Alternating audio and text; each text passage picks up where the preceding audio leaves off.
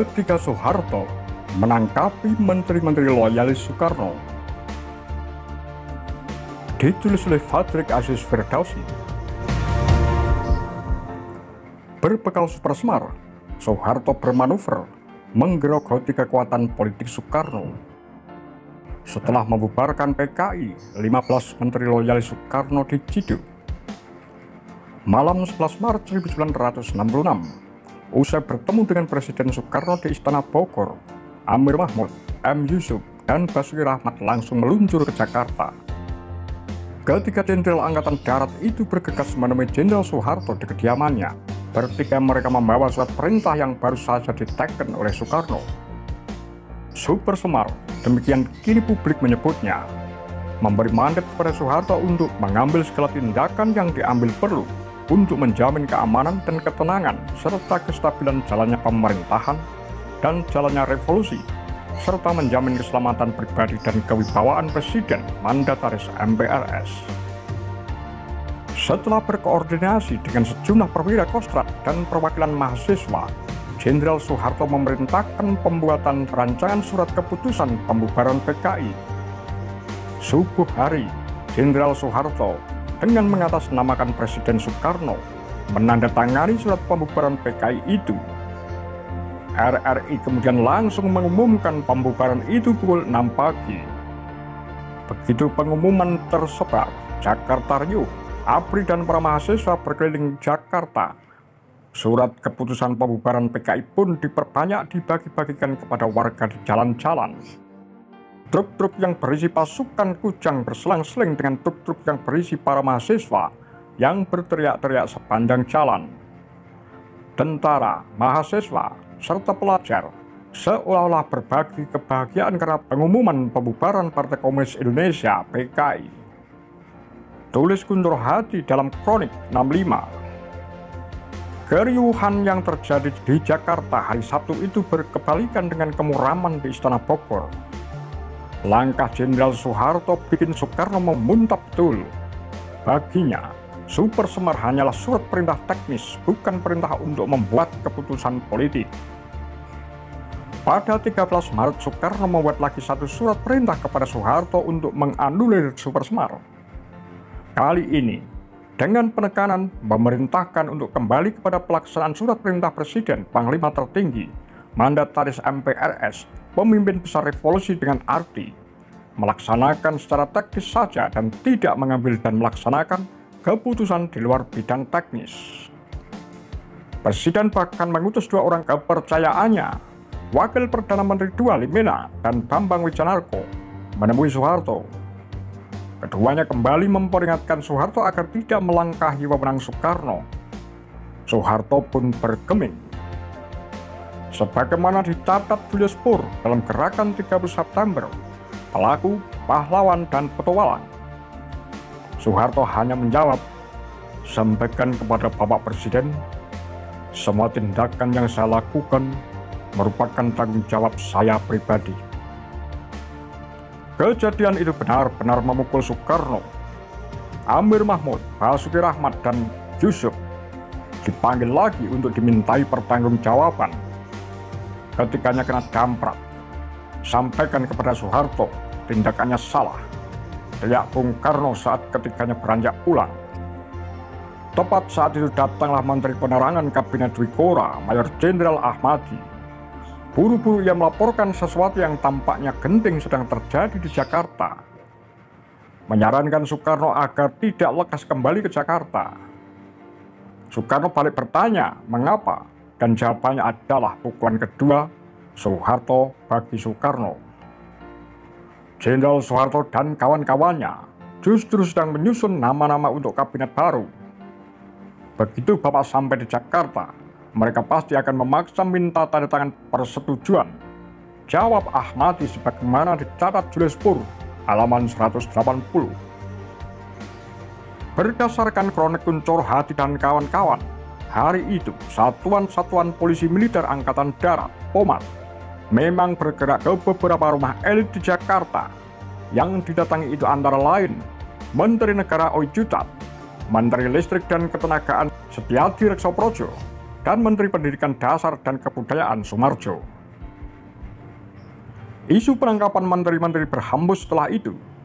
Menteri Transmigrasi dan Koperasi Muhammad Ahadi juga mengakui bahwa ia dijemput Menteri Angkatan Kepolisian Sucipto Yudodiharjo untuk menghadiri rapat membahas rencana penangkapan sejumlah menteri atas perintah Soeharto.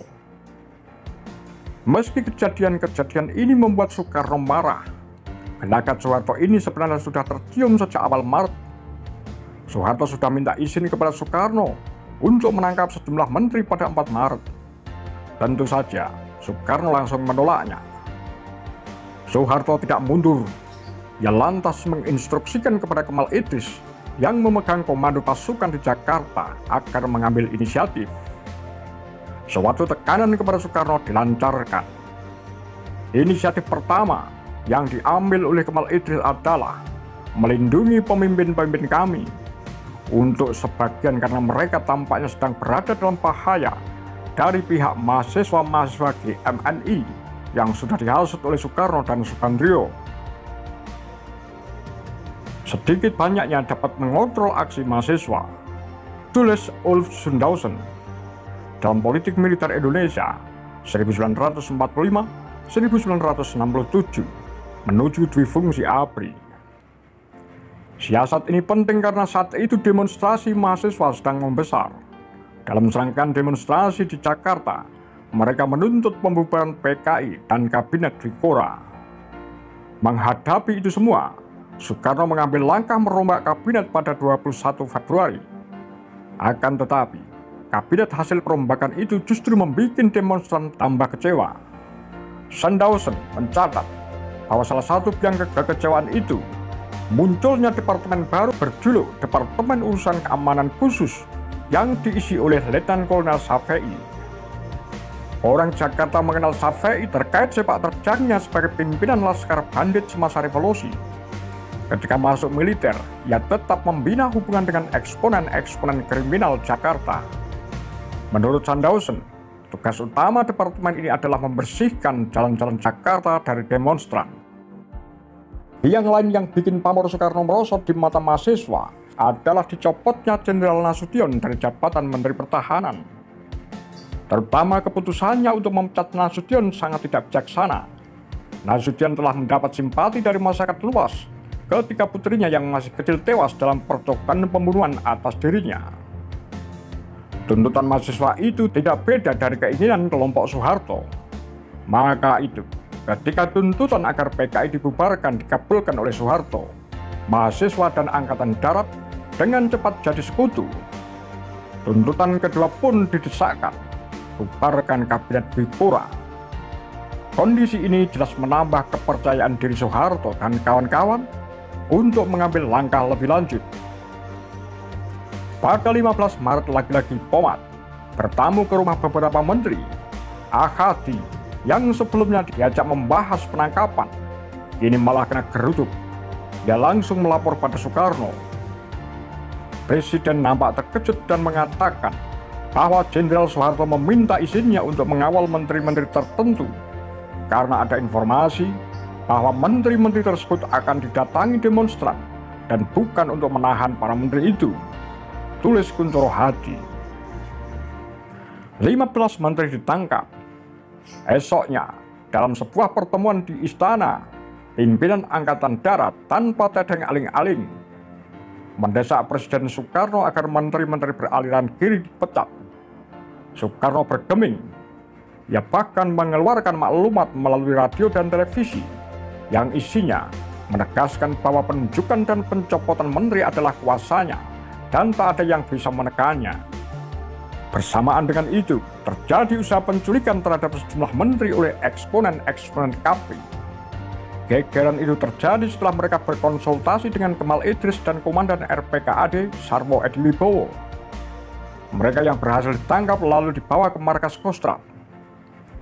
Beberapa menteri diantaranya Subandrio yang menjadi sasaran utama penangkapan meminta perlindungan ke istana. Tapi Soekarno pun tak bisa melindungi mereka lagi. Pada 18 Maret, Soeharto dengan bersandar pada Super Semar mengeluarkan surat perintah penangkapan terhadap 15 menteri kabinet Wikura. Segera setelah itu Sarwo Edi Wibowo beserta satuan RPKAD meluncur ke istana untuk menciduk mereka. Jenderal Amir Mahmud datang juga ke istana untuk meminta kesediaan Soekarno menyerahkan Subandrio dan menteri-menteri lain.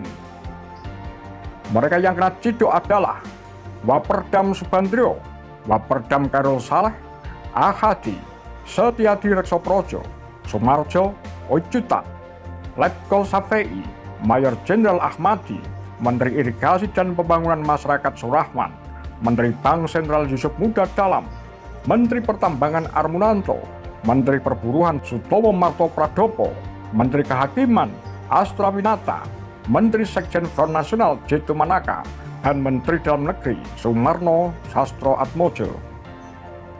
Tentang penangkapan ini, Harold Brooks dalam Militer dan Politik di Indonesia menulis, dalam pidato yang menyusul kemudian Soeharto menempatkan para menteri yang ditahan itu dalam 3 macam kategori. Pertama, mereka yang mempunyai hubungan dengan PKI atau Gestapo dengan indikasi yang cukup. Kedua, mereka yang kejujurannya dalam membantu presiden diragukan.